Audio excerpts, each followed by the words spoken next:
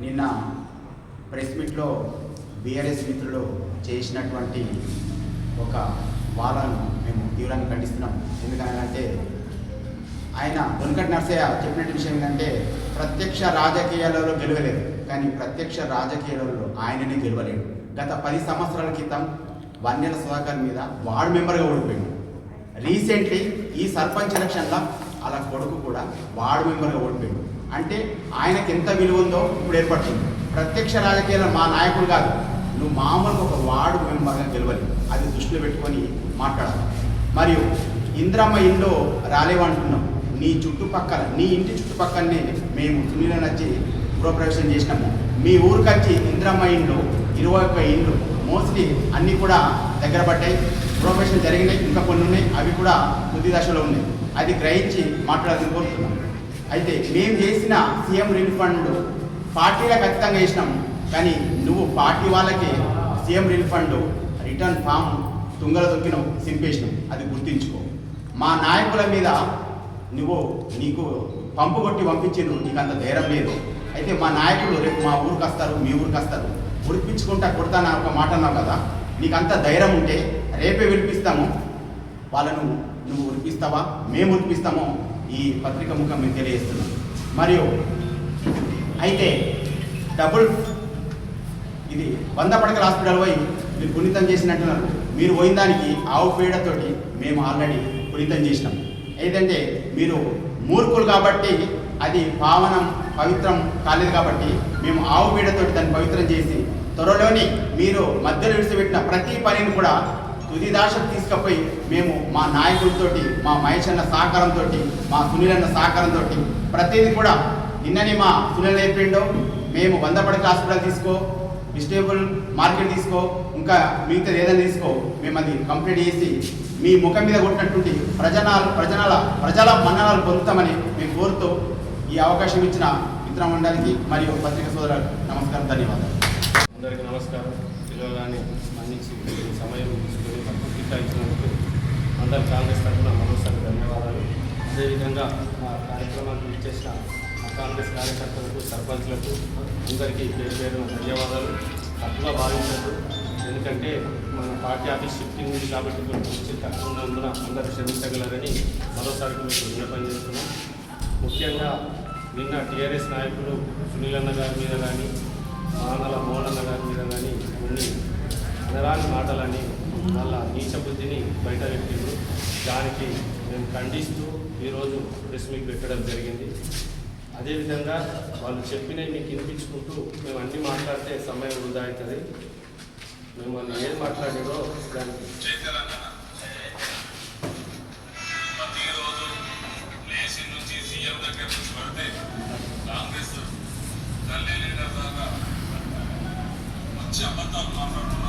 Okay right. గౌరవ TRS అధ్యక్షుల గారు ఏమని చెప్తున్నారు అన్నకు అధ్యక్షుల గారు ఏమని చెప్తున్నారంటే ఢిల్లీ నుంచి పడితే రాష్ట్రం దాకా ముఖ్యమంత్రి వర్గం దాకా వాళ్ళ నాయకులను తిరుగుతున్నామని చెప్తున్నారు.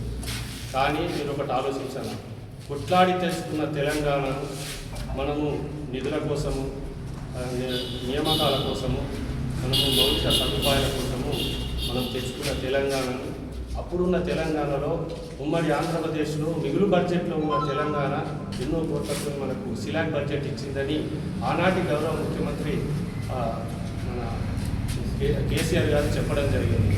మరి ఇవాళ ఏం చేసిండు, 10 సంవత్సరాలల్లా ఉన్న సిలాక్ రూపాయలు ఇష్టానుసారంగా అధికారులను చేతిలో పెట్టుకొని అడ్మినిస్ట్రేషన్ ఇష్టానుసారంగా ఇచ్చి 10 రూపాయలు మన దగ్గర నిల్వ బడ్జెట్ ఉంటే 20 రూపాయలకు అంటే ఒక నమూనా 20 రూపాయలకు అడ్మినిస్ట్రేషన్ శాంక్షన్ ఇచ్చి ఇయ్యాల దాకా సర్పంచ్లకు కానీ కాంట్రాక్టర్లకు కానీ పైసలు లేకుండా పనులు చేపించింది ఇవాళ కేసీఆర్. దాంతో ఇవాళ అప్పుడు లక్షల కోట్ల అప్పు తెచ్చి ఇవాళ అనేక రకాలుగా అభివృద్ధి చేస్తున్నామని చెప్పేసి ఇవాళ చెప్పుకుంటున్నారు. కోట్ల రూపాయలు అప్పులు చేశారు కాబట్టే ఇవాళ అప్పుడు ఆ పనులన్నీ మేము చేసినామని గొప్పలు చెప్పుకున్నాడు, జేజేలు కొట్టించుకున్నాడు, శిలాపలకాలు కొట్టుడు, దండాలు తెప్పించుకుడు, స్టేజ్ల మీద మాట్లాడు. మీ అంత అయితే మళ్ళీ మీరు 2 సార్లు మిమ్మల్ని ఓడిపోయిన తర్వాత ఇలా రేవంత్ రెడ్డి సర్కార్ వచ్చినాక మీరు తెచ్చుకున్న అసలుకు వడ్డీ ఇలా లక్షల రూపాయలు, కోట్ల రూపాయలతో చెల్లిస్తున్నాడు కాబట్టి ఆ బాధ ముఖ్యమంత్రి గారు భరిస్తున్నారు కాబట్టి ఆ విషయాన్ని మిమ్మల్ని తిడుతున్నాడు అని చెప్పేసి ఈరోజు ఈ సభాముఖంగా టీఆర్ఎస్లకు మేము వార్నింగ్ ఇవ్వడం జరిగింది.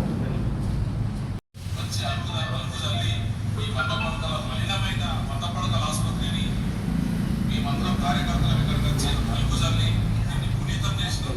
మీ పాపాలు మళ్ళీ ఈ హాస్పిటల్ కూడా అంటద్దని మంచిగా ఈ పరిసర ప్రాంతాలన్నీ అలుపుయాలి కొంచెం పునీతం చేయడం జరిగింది. తెల్లారు లేస్తే అబద్ధాలు మాట్లాడతాడు. ముఖ్యంగా ఈరోజు పాల్గొండ కాన్స్టిట్యూన్సీ ఇన్ఛార్జి సునీల్ రెడ్డి వచ్చింది ఇక్కడికి. ఏ ముఖం పెట్టుకొని ఇక్కడికి వచ్చి నువ్వు మాట్లాడుతున్నావు అని ఈ సందర్భంగా బీఆర్ఎస్ పార్టీ పక్షాన భీమ్గల్ మండల ప్రజల పక్షాన భీమ్గల్ మండలంలో ఉన్న అన్ని గ్రామాల ప్రజల పక్షాన నేను హెచ్చరిస్తా ఉన్నా. సునీల్ రెడ్డి గారు ఎందుకు వచ్చారు, ఎందుకు మాట్లాడుతున్నారు? ఇవాళ రాష్ట్రంలో కేంద్రంలో బీజేపీ ప్రభుత్వం ఉంది, రాష్ట్రంలో రేవంత్ రెడ్డి కాంగ్రెస్ ప్రభుత్వం ఉంది.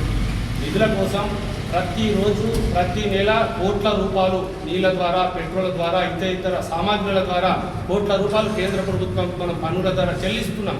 బాజాప్తా కేంద్ర ప్రభుత్వం నుంచి రాష్ట్ర ప్రభుత్వంకి వచ్చే నిధులను బాజాప్తా తేవాలని ఇలా అయినా బాజాప్తా ప్రతి ఒక్క కేంద్ర మినిస్టర్లను కానీ ప్రధానమంత్రి కానీ కలిసి వాళ్ళు ఫండ్స్ తీసుకొస్తున్నాడు కాబట్టి ఇలా ఆయన మాట్లాడుతున్నాడు. కానీ ఈడ ప్రశాంత్ రెడ్డి గారు ఎమ్మెల్యేగా గెలిచిండ్రు.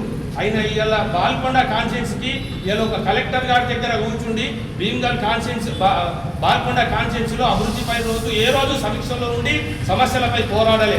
ఓన్లీ ఒక అసెంబ్లీలో తప్ప వేరే ఏ మంత్రులని ఇలా కాంగ్రెస్ మంత్రులను ఏ మంత్రుల దగ్గరకు ఈ పంచాయతీరాజ్ కానీ, ఆర్ఎండే కానీ, ఇరిగేషన్ కానీ వివిధ రకరకాల మంత్రుల దగ్గరకు పోయి బాల్కొండ కాన్స్టిట్యున్సీకి కావాలని ఏ రోజు అన్న రోజు లేవు.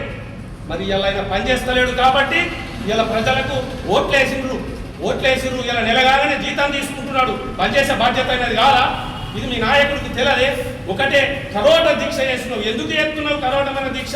దానికోసం నీకు ఇలా జీతం ఇస్తున్నావు. నెలకు ప్రభుత్వం జీతం ఇస్తున్నది. ప్రజల కోసం నిరంతరం నువ్వు పనిచేస్తామని కోట్లేసిరు.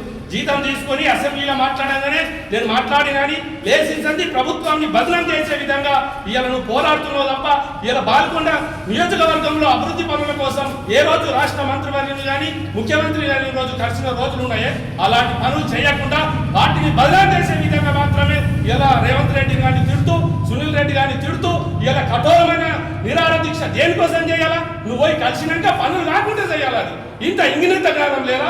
రాష్ట్ర మంత్రివర్యులు చేసినావు. ఈ విషయాన్ని మీరందరూ ప్రజలకు తెలుసుకోవాల్సిన ఉన్నది. పార్టీని బదనాం చేసే విధంగానే చేస్తున్నారు తప్ప ప్రజలకు న్యాయం జరగాలని లేదు. 10 సంవత్సరాల అధికారంలో ఉన్నది.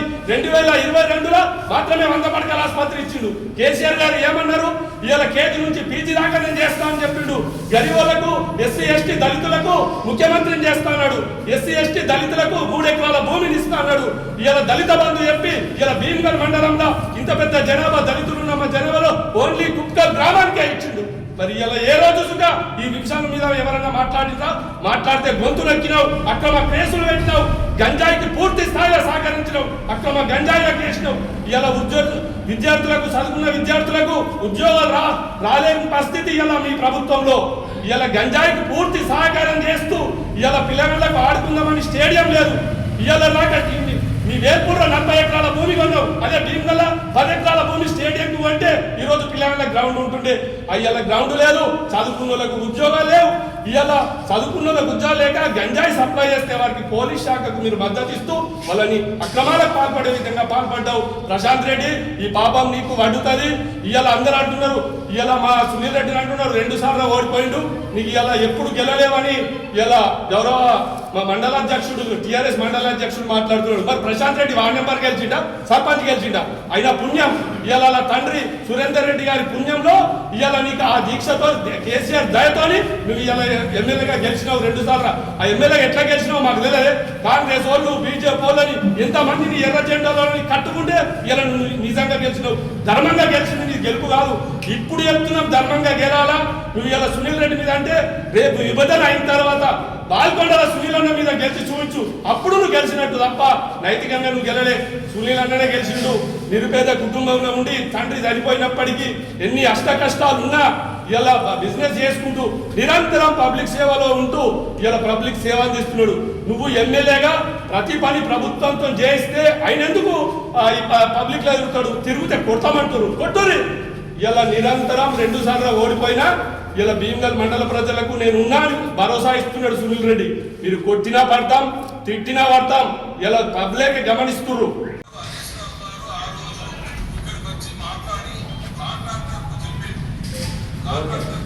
రెండు విషయాలు, వీళ్ళకు హక్కాలు, బుద్ధి, సిగ్గు, మానం, లజ్జ ఏమన్నా ఉన్నదే? హరీష్ రావు ఫస్ట్ ఇది మాట్లాడదాం. మన ఇందిరమ్మ ఇళ్ళ గురించి మాట్లాడుతున్నాడు. ఇందిరమ్మ ఇల్లు ఇలా డబల్ బెడ్రూమ్ ఇస్తాని కేసీఆర్ గారు మాట్లాడుతున్నారు. డబల్ బెడ్రూమ్ ఇచ్చిన మన భీమ్గల్లా 293 ఇల్లు కట్టిర్రు. కడా భీమ్గల్లా 116 కట్టిర్రు. 10 సంవత్సరాలలో కట్టిర్రు. కానీ రేవంత్ రెడ్డి ప్రభుత్వం వచ్చినాక కాంగ్రెస్ పార్టీ ఇన్ఛార్జి హయాంలో ఇలా భీమ్గల్ మండలే తీసుకుందాం, కాన్ఫరెన్స్ వద్దు. భీమ్గల్ మండల్లో 500 ఇళ్లకు మంజూరు చేసిన ఘనత ఇలా సిగ్గు తక్కువలా సోయి లేదా, మీ నాయకుడికి సోయి లేదా, మీకు సోయి లేదా, ఆన్లైన్లో చూసుకోరి. ఎండిఓ గారిని, సిఓ గారిని, కలెక్టర్ని అడుగురి.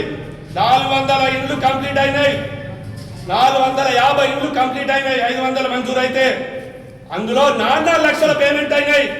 తెలుసుకొని సిగ్గు, మానం, లజ్జ మీకు మీ నాయకుడికి ఉండాలా. ఖబర్దార్ మా సునీల్ అన్నని ఇంకోసారి మాట్లాడితే చర్చకు దేనికన్నా రెడీ. మీ మీద ఇప్పటిదాకా మాట్లాడలేమనుకోకూరి. మీరు సోషల్ మీడియాలో అక్రమంగా ఉసుకే రవాణా అని చెప్తున్నారు. ఉసుకే రవాణాకు సునీల్ రెడ్డికి ఎలాంటి సంబంధం లేదు. అన్ని గ్రామ కమిటీలు, విలేజ్ కమిటీలు వాళ్ళు వారే స్వయంగా జరిపించుకుంటారు. మీరు ఇలా సోషల్ మీడియాలో కానీ పత్రికల మీడియా కానీ ఏ రోజు సుగా సునీల్ అన్నకు సంబంధం లేదు. ఇది కాంట్రాక్టర్ చెప్పినట్టున్నదే. ఒకసారి దయచేసి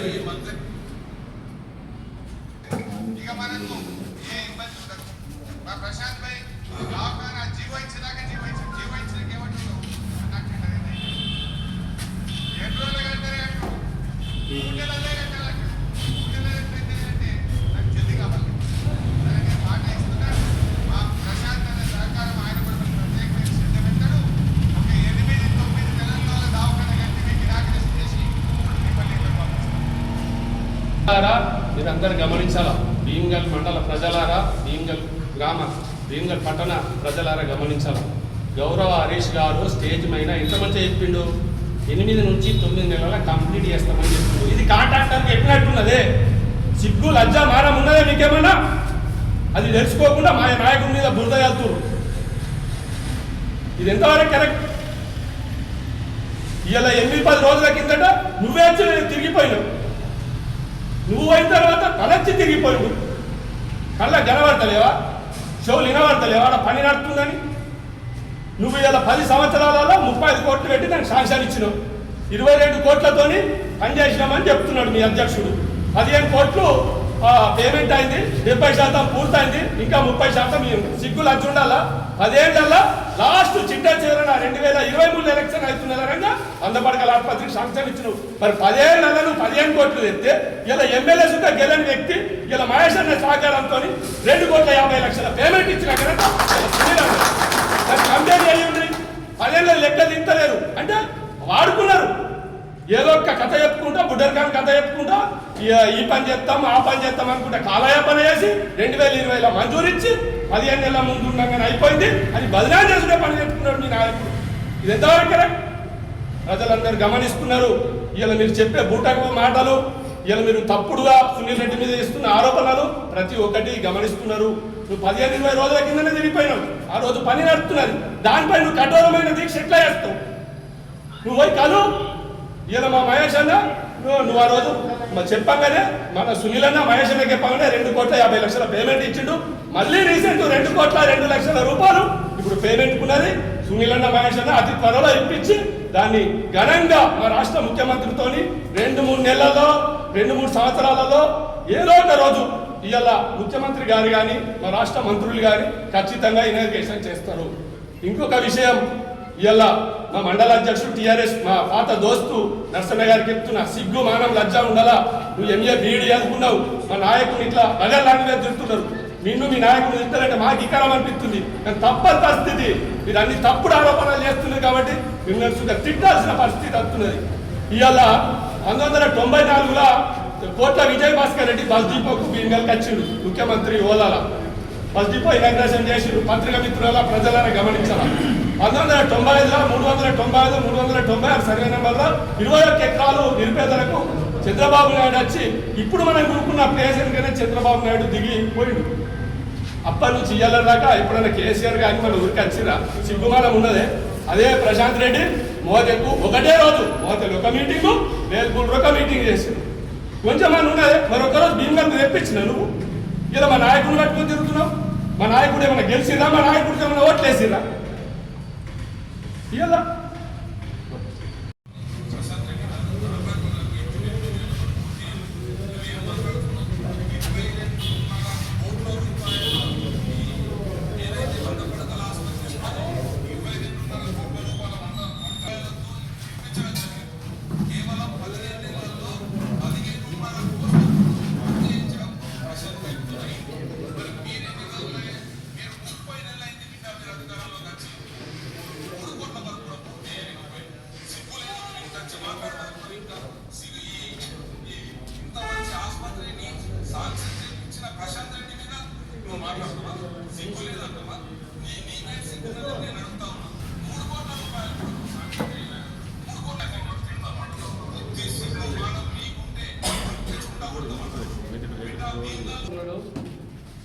నానాల మోహన్ రెడ్డి నువ్వు ఇలా మా ప్రశాంత్ రెడ్డి పురుషుడు అన్నావు.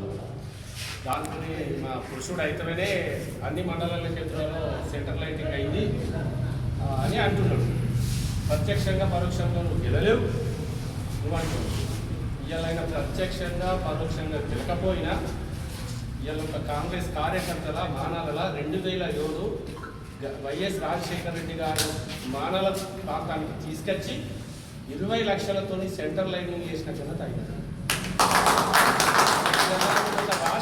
రాష్ట్ర ముఖ్యమంత్రి దగ్గర అనుచరుగా ఉండి ఇలా రోడ్డు భవనాల శాఖ మంత్రిగా ఉండి ఇలా మండల కేంద్రాలలో మొత్తం సుఖ గుణముట్టలేదు నీ సెంటర్ లైటింగ్ డివైడర్. మొత్తం నట్టనడమ గద్దెలు కట్టి లైట్లు పెట్టి రోడ్లు వచ్చిన పక్క పొంటి బియ్యం కదా ఇంకా పక్క పొంటి గడ్డలు గట్టక రోడ్ల మీద వాడుతున్నది. ఏ మండల పూర్తి స్థాయిలో నువ్వు సెంటర్ లైటింగ్ చేసినావు? సిగ్గు మాన మీ నాయకుడి కన్నా ఉండాలా, అధ్యక్ష నీ కన్నా ఉండాలా? ఇలా సామాన్య కార్యకర్త 2020లోనే ముఖ్యమంత్రిని తీసుకుపోయి మానాల సెంట్రల్ లైటింగ్ 2 కోట్లకు రింగు రోడ్కి 3 కోట్ల రూపాయలు శాంక్షన్ తెప్పించు. ఇలా నువ్వు ప్రజలతోనే గెలిచినావు, సీఎంకు దగ్గర ఉన్నావు, రాష్ట్ర మంత్రివర్గం చేసినావు. నువ్వు ఇలా ఎన్ని చేసినా ఆయన కన్నా తక్కనే. ఇప్పటికైనా సిగ్గు మానవ లజ్జ నీకు నీ నాయకుడికి ఉండాలని చెప్పి ఖబర్దార్ అని చెప్పి ఇలా నేను 10 ఏళ్ళు టీఆర్ఎస్లో ఉన్నప్పుడు చూసిన కేసీఆర్ ఏజెంట్ చేసి కరీంనగర్ మెట్టికెళ్ళి ఇప్పటిదాకా ముగిసిందని 10 మంది 10 రకాల చరిత్ర అందరికీ ఉన్నది అధ్యక్ష, నీ ఒక్కోళ్ళకే కాదు. అది గమనించవలసిందిగా కోరుచున్నాను.